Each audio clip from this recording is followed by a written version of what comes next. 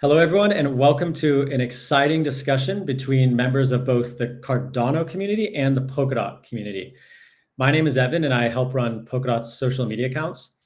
And I'm really excited because today we're going to be covering a whole host of topics, everything from governance, interoperability, maybe trends that we see in the industry at the moment, and the future of Web3. And I'll hand it over to Jacob from Cardano Foundation. Yeah, hey everyone, I'm Jacob. I run the social media here at Cardano Foundation. I'm super happy that we could make this happen today. It's been quite the process getting it set up, so it's good to have us live. I've been in blockchain since about 2017 era. I've delved into many different ecosystems from Ethereum to Polkadot to ICP and now Cardano. So maybe we could kick things off with a round of introductions. Would you like to start, Georgia? Sure. Hello, everyone. My name is Giorgio. I'm the CTO at the Cardano Foundation. I'm fairly new, 7 months into the job. Previously, I was a tech entrepreneur into the digital identity sector using blockchain. And yeah, that's about me. We can go to Nicholas next. Yeah, perfect. So hi, everyone. My name is Nicholas. I'm the governance lead at the Cardano Foundation. And as you can probably guess, I'm 24/7 involved with governance. So I've been with the foundation now for 2.5 years. And since this year, fully focused on governance, since we're going through this transformation, we'll talk about that in Cardano. And yeah, I'm really honored to be here. Looking forward to this conversation. Cool. Tommy? Hey there, I'm Tommy. I'm working with Polkadot, also very much involved with governance and running OpenGov.watch, which is a project where we are helping people that are coming to OpenGov. They want to get information, they want to get orientation. We give free consultations. We have a weekly OpenGov office hours. We publish the Polkadot Treasury report and monthly governance reports. So basically being a catalyst for everything that is happening in Polkadot OpenGov. Cool, thanks for joining, and let's go to Sean. Hello, everyone. It's great to be here. My name is Sean, and I'm the co-founder of Hyperbridge. Hyperbridge is a fully trustless cross-chain bridge that's powered by Polkadot, and I think we'll be exploring kind of how this will tie into the Cardano's interoperability and multi-chain expansion further along the conversation. Hi everyone, my name is Kian. I'm an engineering lead at Parity, and I guess more relevant for this call, a member of the Polkadot Core Fellowship. I've been with Parity and Polkadot for the last 6 years. I guess an interesting fact is that working for Parity and Polkadot has been my only professional career, so that's just something about me. Great, and we'll end it with Felix. I'm Felix. I'm Cardano ambassador since 2021. And since late 2023, this was when we created Unifiers, small group of Cardano and Polkadot ambassadors to come together and figure out how to actually start collaboration across our ecosystem. Doing a lot of work there. And I think this call here is one of the fruits coming out there by the last months, constantly spamming people, introducing them to each other's ecosystem. And we're very much looking forward to the conversation here. Thanks a lot, everybody. Well, great, and thanks everyone for joining today. I know when it's a big group, it's kind of hard to coordinate a time that works for everyone, but I just wanted to go to the first question, and anyone can take this, but so both Cardano and Polkadot, have sort of a shared origin story. So both Charles and Gav played pivotal roles at Ethereum. And I wanted to ask, how do you think that their experience at Ethereum sort of shaped their thinking or what they wanted to do with both Cardano and Polkadot? Georgia, do you want me to take that? Yeah, I can take that. I'm not an historian of blockchain, but I was following the early days, the ICO of Ethereum and the co-founding team. Well, I think that both Charles and Gavin, they wanted to create something a bit more innovative that could be sustainable. So they came up with, the treasury system. They came up with the proof of stake from the get-go. And they had this head start. They had the advantage of the massive experience they learned working on the Ethereum ICO and the fame they gained during those days. So I think it's definitely shaped them, and with the learnings of the Ethereum days. Cool. Giorgio, and what were some of the main limitations you think that Charles saw in Ethereum that led him to go and create Cardano? Yeah, I mean, I think the obvious one is proof of stake, and for having something sustainable. The other thing is, talking again about sustainability, is the treasury system. So having not some Ethereum and Bitcoin do not have this mechanism of treasury. The on-chain governance that both Polkadot and Cardano have is also something that takes away the power from the core developers. I think they saw some of the wars within Bitcoin and Ethereum, and they learned that it's better to have also governance decentralized. And yeah, I think those are the main thing without getting too technical. Yeah, thanks for that. And Kian, what do you think about Polkadot? What limitations do you think Gavin saw with Polkadot that led to the overall design of the platform? Yeah, I think the on-chain governance part that was mentioned is something that I can also second, that is very present in Polkadot.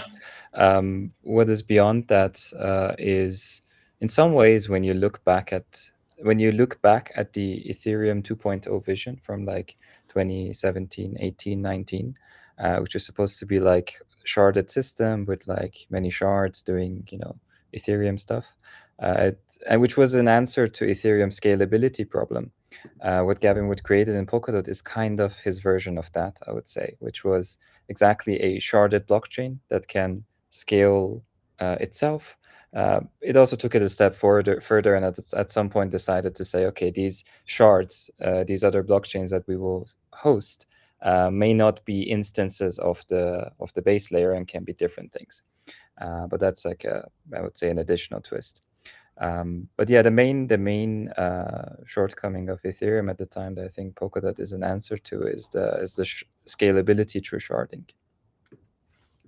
I wanted to go back to Giorgio for a moment and just ask if you could tell us about Cardano's consensus algorithm, Ouroboros, if I'm pronouncing it correctly, and what makes it unique. Yeah, I mean, I think the unique thing was the first formally proved proof of stake consensus system algorithm. So that made it special. I think there were earlier versions of proof of stake algorithms, but none of them were rigorously vetted and tested like Ouroboros was. And I even think it served as inspiration for the first consensus for Polkadot.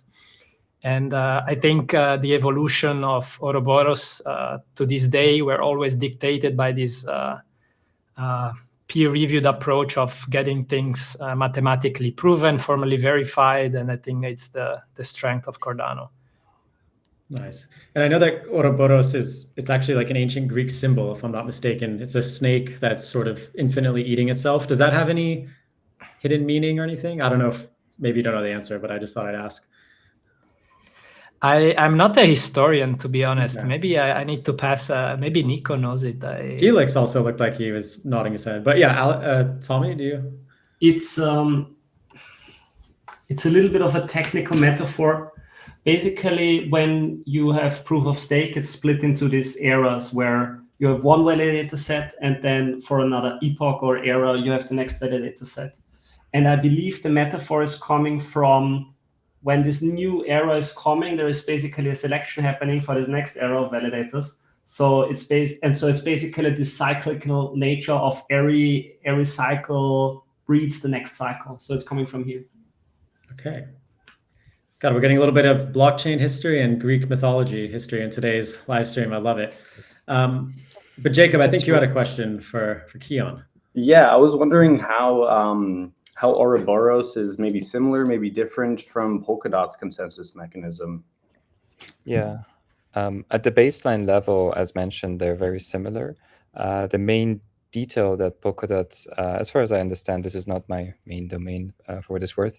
And the first sort of implementation of it, what Polkadot altered was adding a notion of secondary slots. So having the Ouroboros sort of like running with some fallback that is a different algorithm. And this had some properties at the time Polkadot did wanted, like constant block times or not having some slots being missed by validators. But overall, it's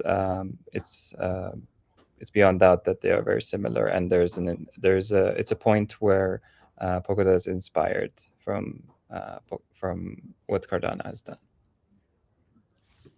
Giorgio, did you want to add anything to that, or? Maybe it's worth mentioning that Polkadot added quite early fast finality. Now I confuse babe and grandpa, but they added this additional separate protocol on top of it. This is something that we are still working on at Cardano with Peras. But I think this tells also a lot about what Gavin and Charles learned. I think Charles' approach was very methodical, very science-driven, and Gavin was more innovation. Let's do things with the approach with having Kusama and the two chains. So I think he got more speed.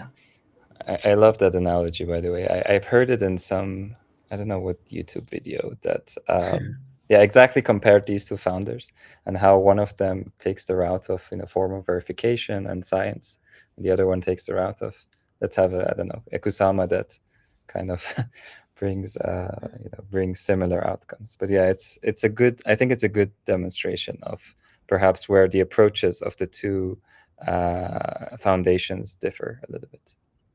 Speaking of approaches, Kian, while I have you up, do you see any trade-offs or differences between Cardano's single chain approach versus Polkadot's multi-chain approach? I can comment broadly on what single chain and multi-chain approach brings about. So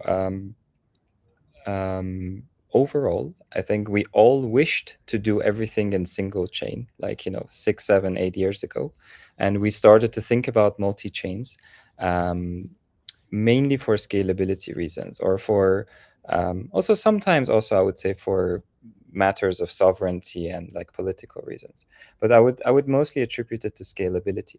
So if a single chain can scale to a limit that it can meet the needs of almost everyone or a very large audience, it has some benefits such as easier composability, synchronous communications. It's generally easier for residents of this single chain to talk to one another, and this is kind of the bet that perhaps Solana is having, like to be one singular, extremely fast chain.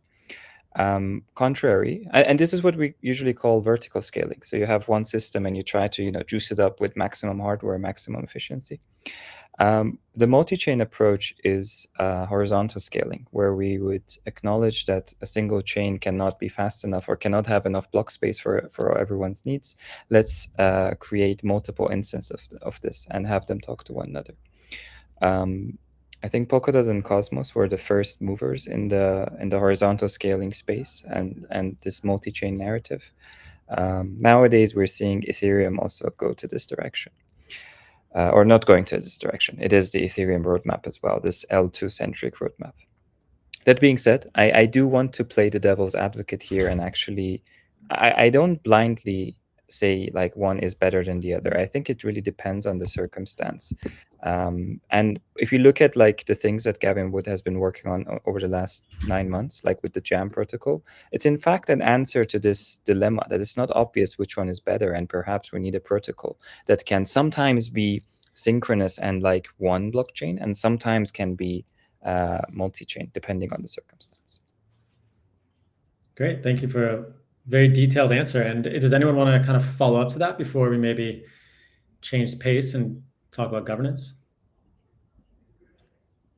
If not, I just want to remind everyone that's watching that you can leave a comment on X or YouTube and the viewers can see it. So if you have any questions, we can maybe get to some at the end.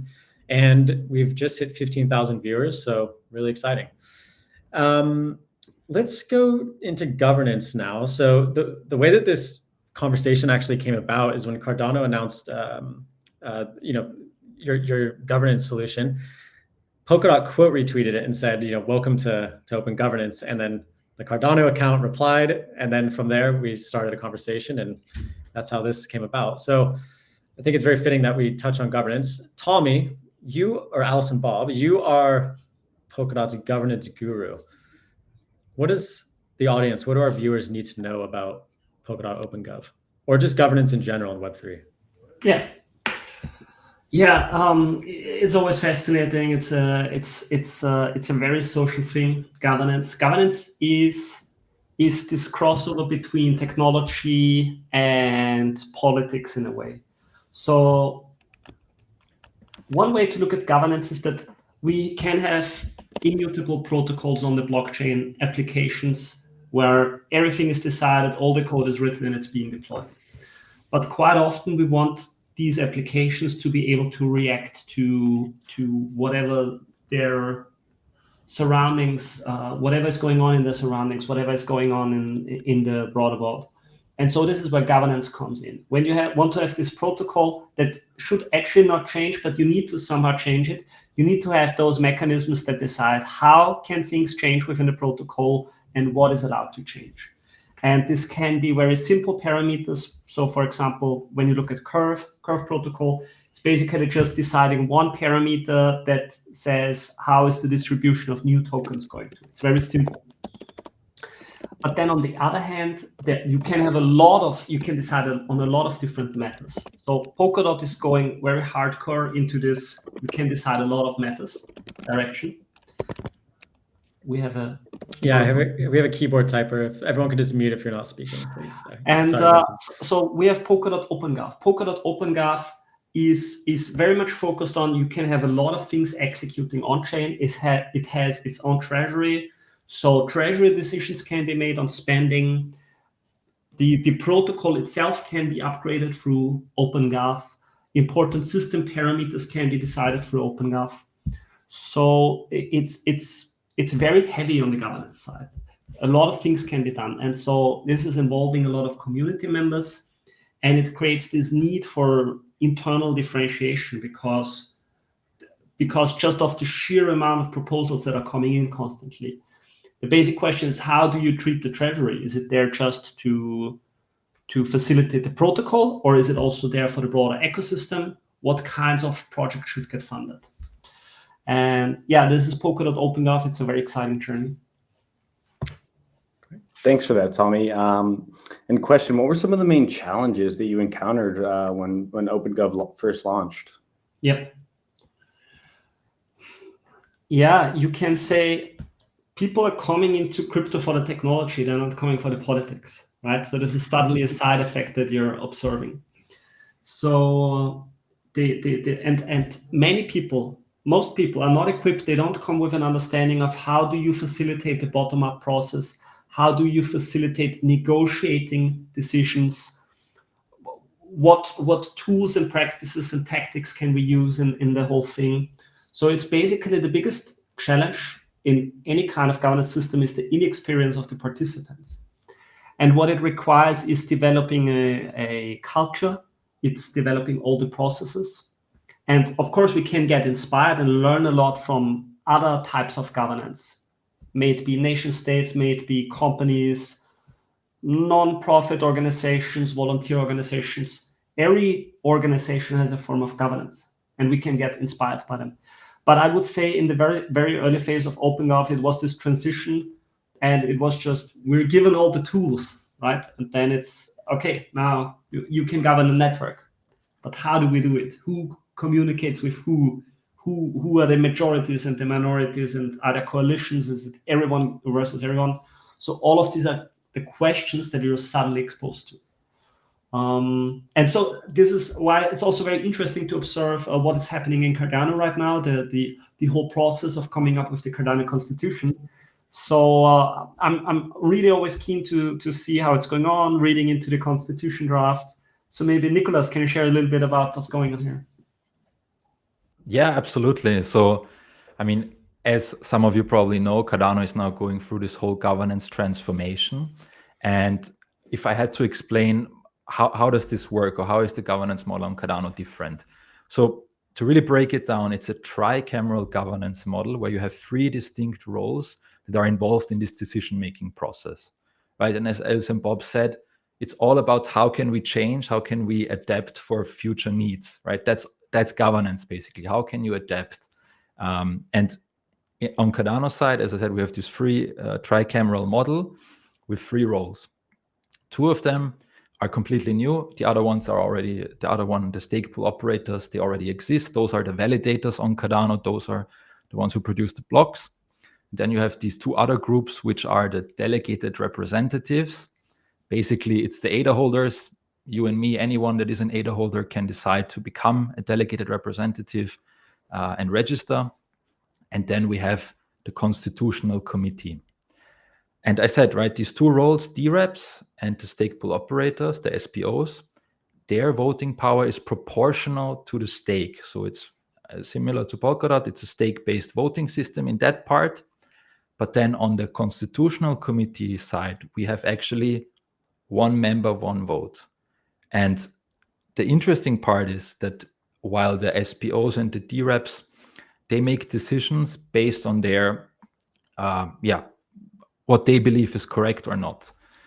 But the constitutional committee, they decide, or they need to be the guardians of the Cardano constitution, and they look at the different governance proposals. On Cardano, we call them governance actions. There are 7 different types. I'm not gonna bore you with all of them. So these 7 types, and at least 2 of the 3 groups that I mentioned vote on everything. So you don't have one group that rules them all, right? You have really always groups that keep each other in check and balance each other out.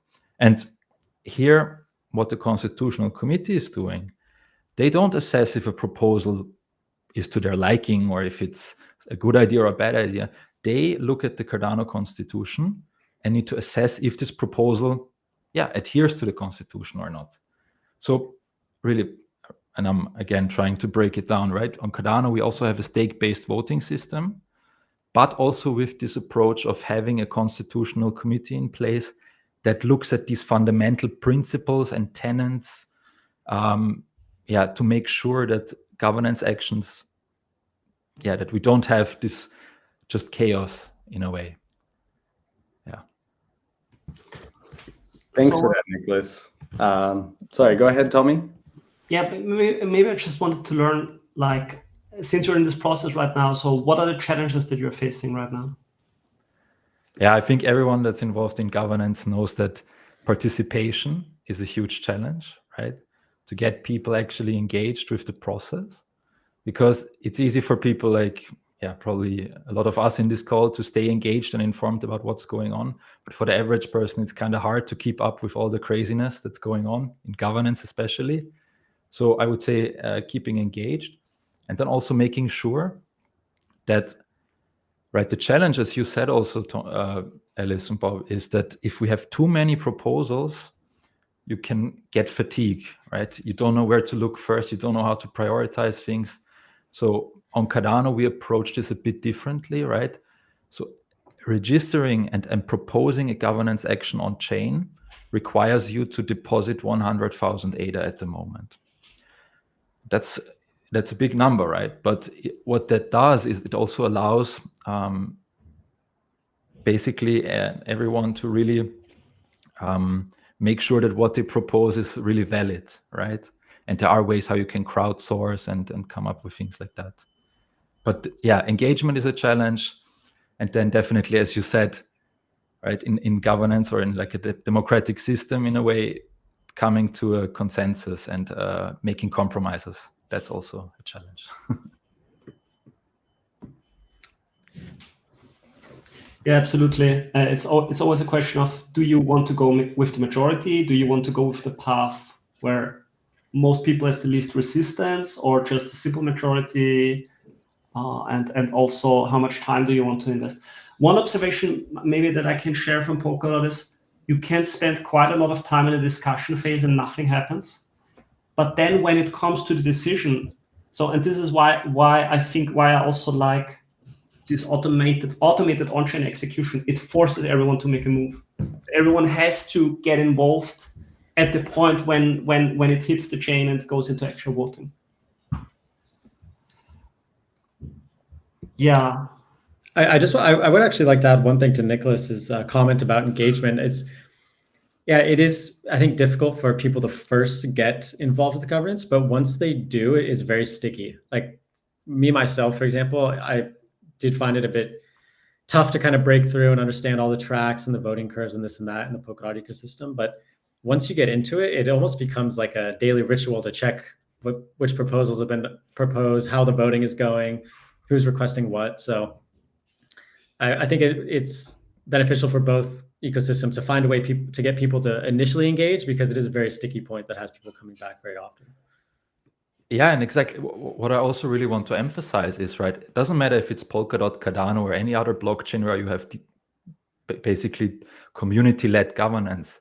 It's this understanding that you as the token holder, it's now your responsibility, right? You decide the future of this protocol. Doesn't matter if it's Polkadot or Cardano, but you have the responsibility or the honor to also govern this protocol, right? So it's a huge responsibility in a way, but also a huge, it's just exciting, because oftentimes, I mean, we don't feel like we can influence what's going on in our government or in our local countries, right? But here we can actually engage on our blockchains.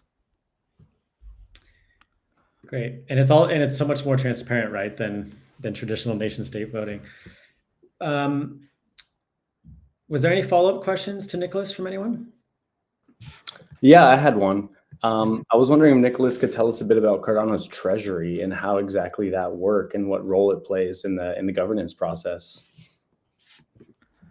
Yeah, absolutely. I mean, that's usually one thing where people get really excited about when you talk about governance. It's the treasury and funding, which is understandable. So on Cardano, how it's going to work, one of these governance action types that I mentioned before, the 7, one of them is just about the treasury. It's called the treasury withdrawal action. And then basically anybody that has this 100,000 ADA deposit or is able to crowdsource that together, they can propose an amount of money that they want to withdraw from the Cardano treasury.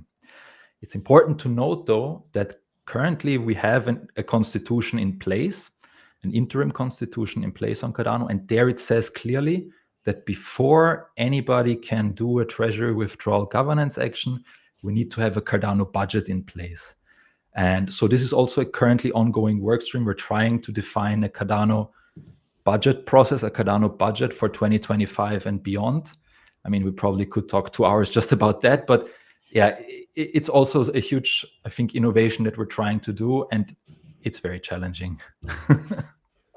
Yeah, I can imagine. And so you've mentioned the Cardano Constitution a few times. Would you want to explore that a little bit? Yeah, absolutely. I mean, what is the Constitution? As I said, it's this document that tries to define the principles, the tenets of what do we as an ecosystem stand for, but then also explain this governance model that we're actually implementing, because you need to have that written down somewhere. It doesn't, if it's in the specification, that's great, but it should also be human readable, and the average person like me can read that as well. So the Constitution basically should be this guiding document, right, that on one hand protects the blockchain itself. So the way the current interim constitution is split up, you have on one hand the articles with the sections that explain the principles, the tenets, how the governance system works. And then below that, you have an appendix with guardrails. And the guardrails, they're basically, on Cardano, we have a lot of different protocol parameters. And this constitution, in a way, is also to protect the integrity of the blockchain itself. So this is how I would explain that.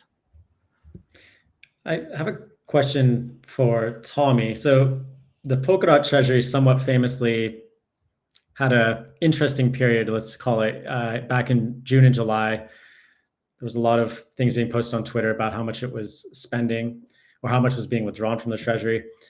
Do you have any advice, Tommy, to the Cardano community or to Nicholas in particular about budgeting, or how are you thinking about that sort of thing? I mean, if you're taking the step and write it in the constitution that budget needs to be there first, it might avoid some kind of discussions. I think that the tough thing to nail is how do you slice up the budget, right? Because beforehand you sort of need to make an educated guess. So the question is, how educated can the guess be? But it's I don't think it's a bad approach. I think it's a valid approach to start like this, and then you need to listen very carefully to how you adapt it. So I would rather keep the cycles short initially, so that because you will learn the most in the first months. And then what can we learn? There's always this, how much discussion happens in the public and in semi-public forums and in private. I think the best place to have discussions is in semi-public forums, because sort of everyone can look into them if they're interested, but it's still not super public and sort of people can speak their mind freely. But the bigger question is just, how do you come to a conclusion? How do you come to a decision, right? This is always the question, because governance is super important to understand. Governance is, so the systems we're using here on the computer are just helpers. They are just tools, like a hammer, right? The important thing is the social process around everything. And you need to nail the social process before you can nail the technical process. Maybe one question I have for the Polkadot guys.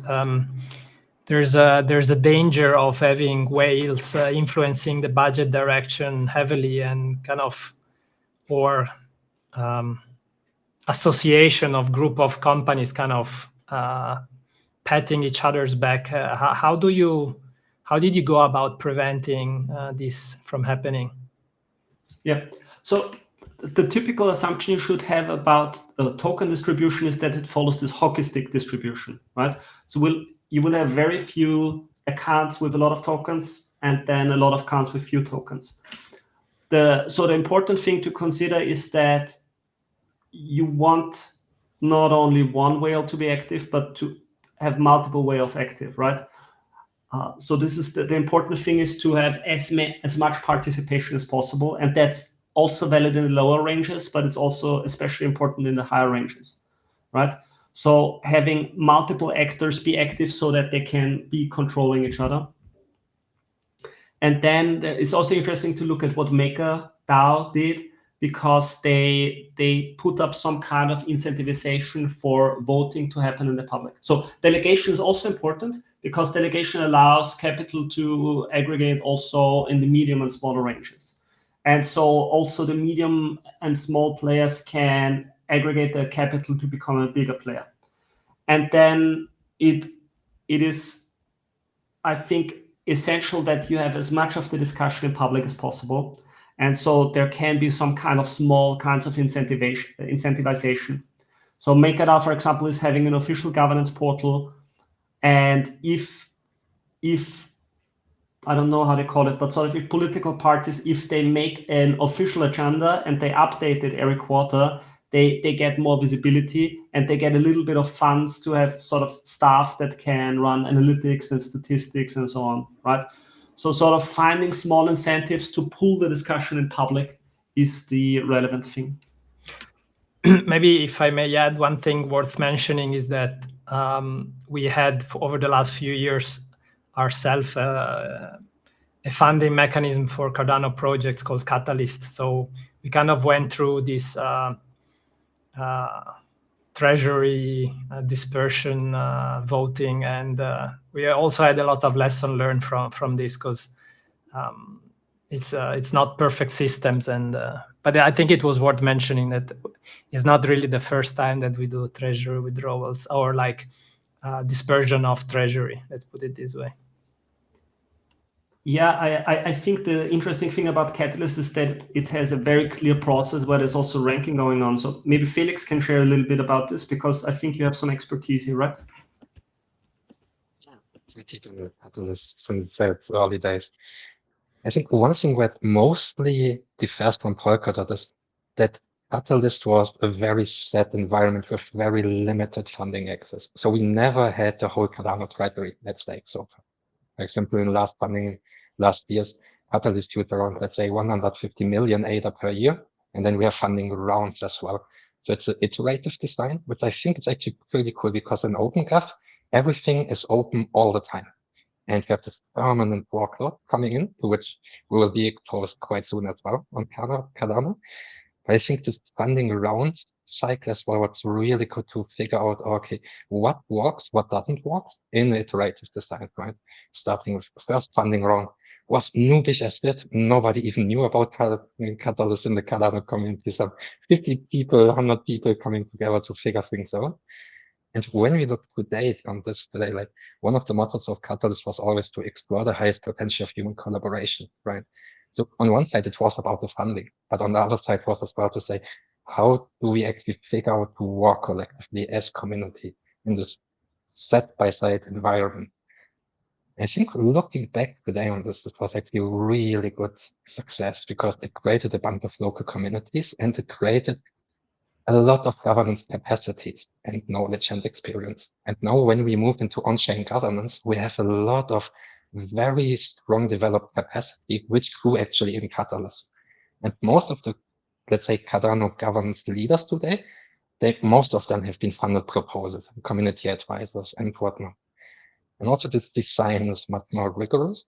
I think you mentioned this earlier, right? And Gavin and Charles have a different mindset.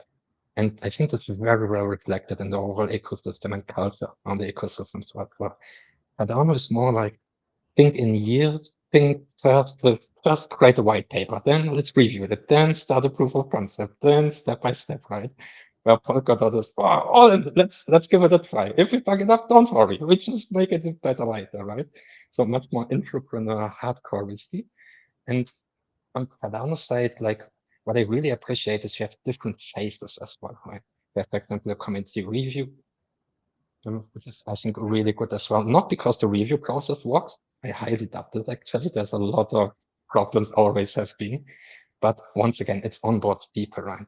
And I think Catalyst was pretty strong in defining what kind of engagements exist around governance, formalize them, and create roles around them.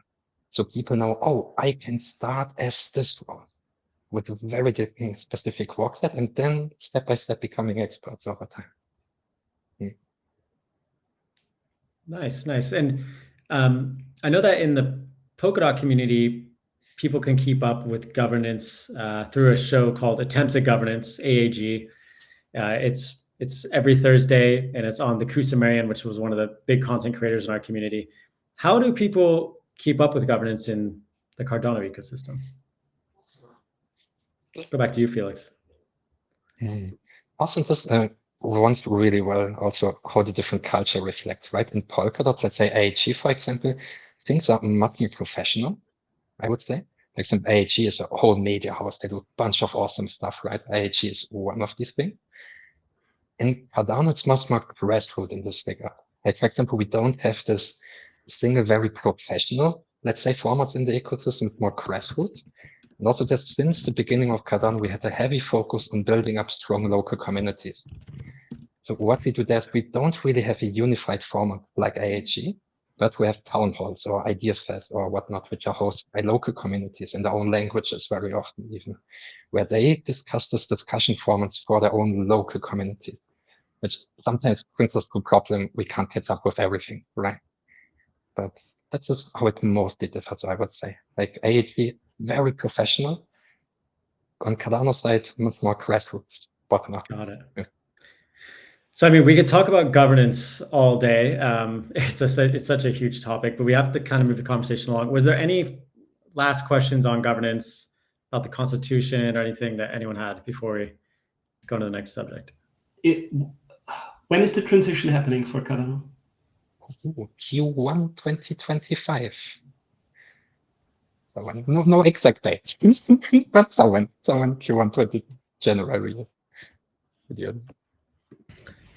I also had a small one that I can squeeze in before we move on. About the Constitution itself, I was wondering if one of those governance actions is to make a change to Constitution, or is that somewhat assumed to be an immutable foundation? Yeah, absolutely. You can change that. So there is this, it's called Update Constitution Governance Action, at least for once a really good name, right? So it is possible. Of course, right? I also mentioned these parameters that are referenced in the constitution. Those can also be updated with its own kind of treasury action. But yeah, there is a way how to make some changes to the constitution, right? Because as we said before, as Alice and Bob said, governance is all about change. So probably we'll also have to change the constitution in the future. Great question, though. Great. So I think we've covered quite a bit on governance, and like I said, we could go all day, but let's shift the topic now to interoperability and bridges. So we do have Sean with us here from Hyperbridge, and I think Jacob actually mentioned he had a couple questions for Sean.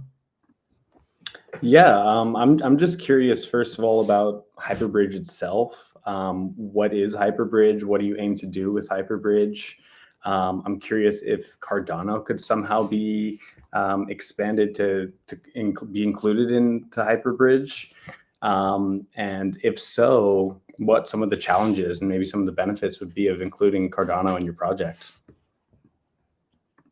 Yeah, for sure. Happy to actually describe Hyperbridge. You know, when Polkadot initially came out, Gav had described that there would be essentially two kinds of parachains, right? There would be general purpose parachains, and that there would be bridges to other ecosystems. Is there Sean, could you try taking off your AirPods maybe and just go directly into the computer mic? It's a little bit of a buzz. Oh. No, that's worse actually. Well, oh shit. No worries, no worries. Give me a second. Yeah, no worries. This one actually worked quite well then. This works? The first one was better. Yeah, I think the first one was better, yeah. Go back to the old one. Yeah, how about this? No? No. This? No. That's better, yeah. Go with that. Just speak up a little bit, I guess. Yeah. All right, awesome. So I was basically describing the original Polkadot vision, which was that you would have parachains and you would have bridges, and you know, Gav was saying that Polkadot essentially is a bet against chain maximalism, and that there's actually a multi-chain future ahead of us. And so, you know, this didn't really make sense to me, be very honest with you, until, of course, my own personal explorations with IBC, for instance, because, you know, the Cosmos ecosystem is the only other ecosystem that's been able to also build out this multi-chain framework. But after exploring the IBC protocol, you know, we realized that actually, you know, Gav already kind of saw all of these issues ahead of time, right? So in the IBC framework, there's essentially no shared security. Every chain is connected to every chain in a sort of P2P fashion, and what you end up is with this like graph of chains that are, you know, that can have nodes, or, you know, in that graph that are very, very far away from each other, right? So what do we mean by this? Essentially, users on these different chains have to, you know, traverse lots of hops to get to another chain. And you contrast this with the Polkadot model, where everything can just go through the relay chain and they're already at their destination chain. And so this is essentially shared security. And so, you know, the inspiration for Hyperbridge fundamentally comes from the fact that we want to have this sort of shared meeting point for all the chains. This is just the most efficient architecture, or you might say graph topology for the multi-chain, right? And the way that you do this is, well, you use light clients, right? In the opposite world, where every chain would have to run a light client of every chain, and so if, you know, chain A wanted to be connected to chains B to F, it would have to run 10 light clients. Light clients, as you may understand, are very resource intensive in terms of computation, in terms of space as well. And so this ultimately doesn't scale for any chain that is connected in this sort of manner. Where instead, if you had all of these light clients run on a single chain, and you had all the different chains simply run a light client of this chain, then you have a much more scalable architecture, a much also faster and cheaper architecture for bridging. So this is what Hyperbridge is. I would just say Hyperbridge is basically a mini Polkadot. Polkadot is essentially doing a lot more than Hyperbridge. It's actually checking state transitions. It's checking that the blockchains are following their own rules.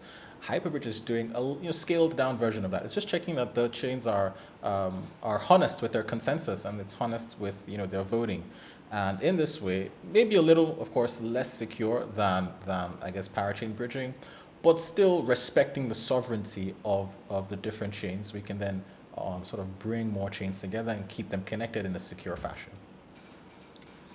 Maybe if I may add something, this goes back to the differences Cardano and Polkadot. And Polkadot went from the beginning into interoperability and multi-chain, and Cardano is famous for its very strong community, and it's only now flourishing with initiatives to bridge to other chains, we build an IBC bridge to Cosmos-based blockchains, and we have the partner chain framework to bridge to Substrate or Polkadot SDK-based chains.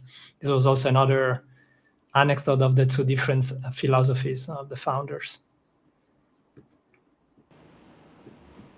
Sean, what ecosystems is Hyperbridge connecting now, and what would it take to connect with Cardano? So at the moment, Hyperbridge is connected to the Ethereum L1. It's also connected to all of its L2s, Optimism, Arbitrum, Base. We will be adding support for more L2s as they crop up. So Unichain, the Ink chain, whatever L2 they cook up these days. It's also connected to the BNB chain.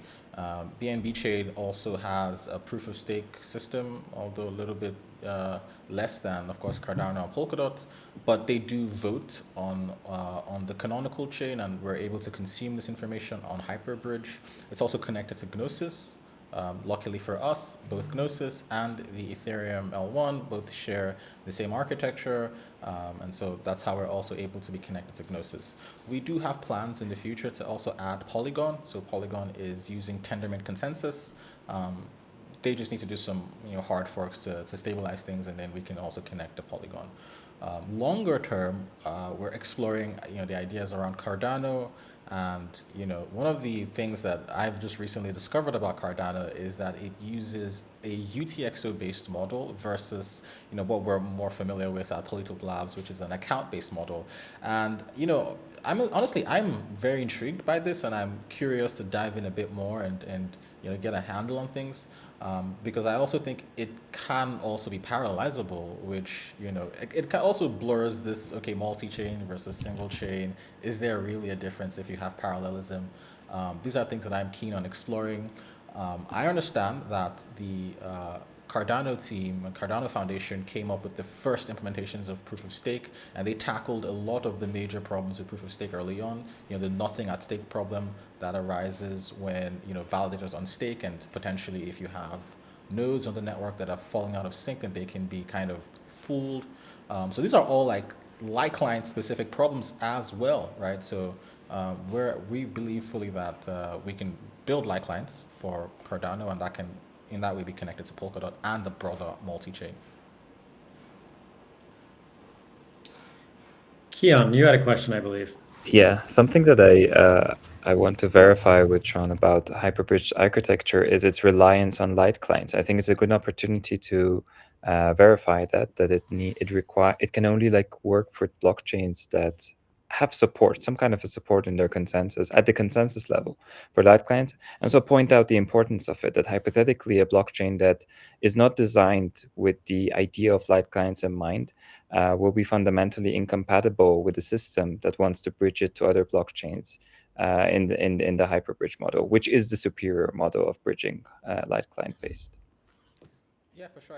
I can touch on this a little bit, and I think we can also sort of review the current bridging landscape, as I like to say. So, in my view, there are only two kinds of bridges.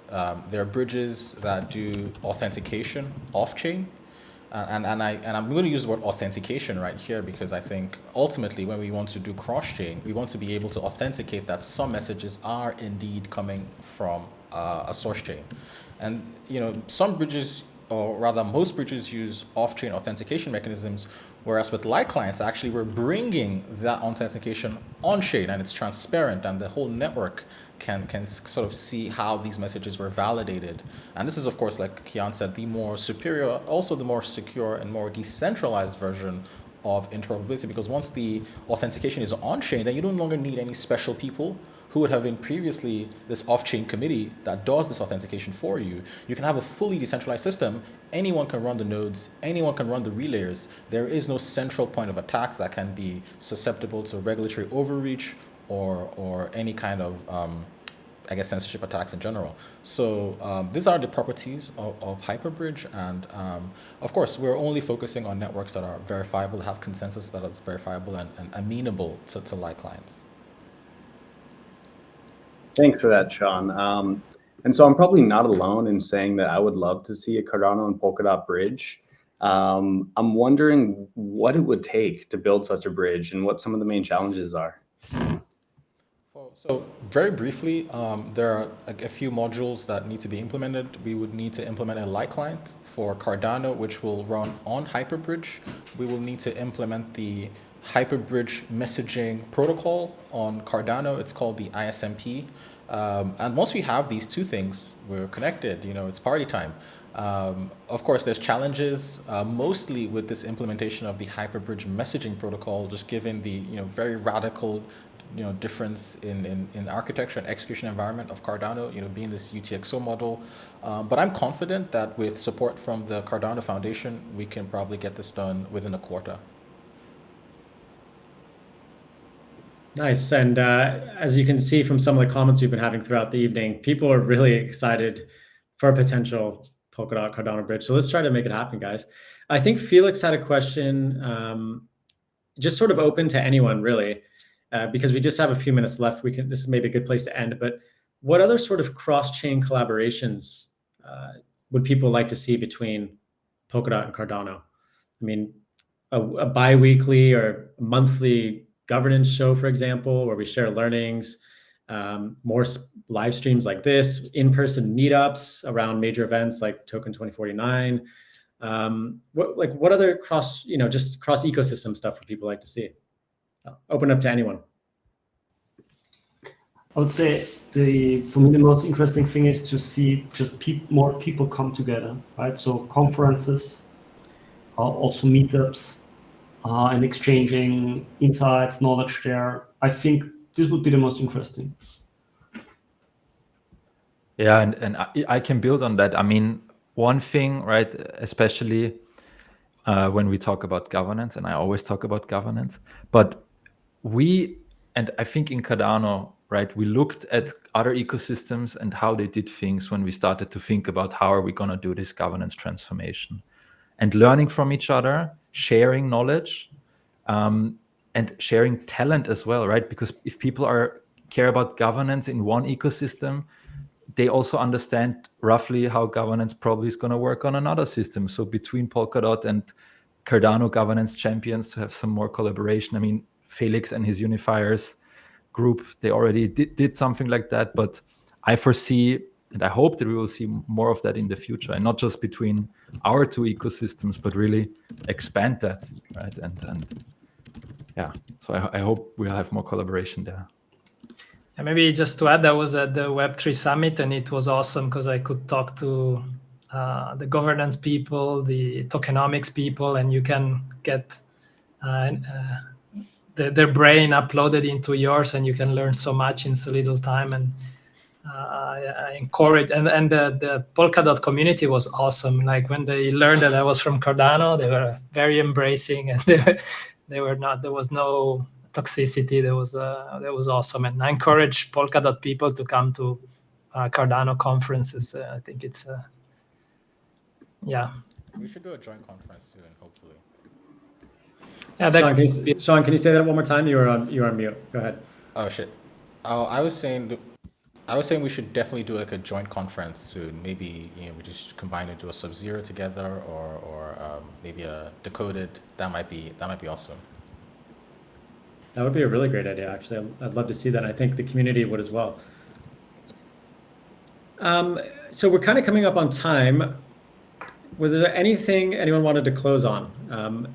And while you're thinking about that, I would just like to remind all the viewers to follow Cardano community, Cardano Foundation, follow the Polkadot account. Let's keep up this like ethos of cross-chain collaboration. And I'm also going to drop in all of the speakers' personal Twitter accounts here in the chat, if it lets me send it.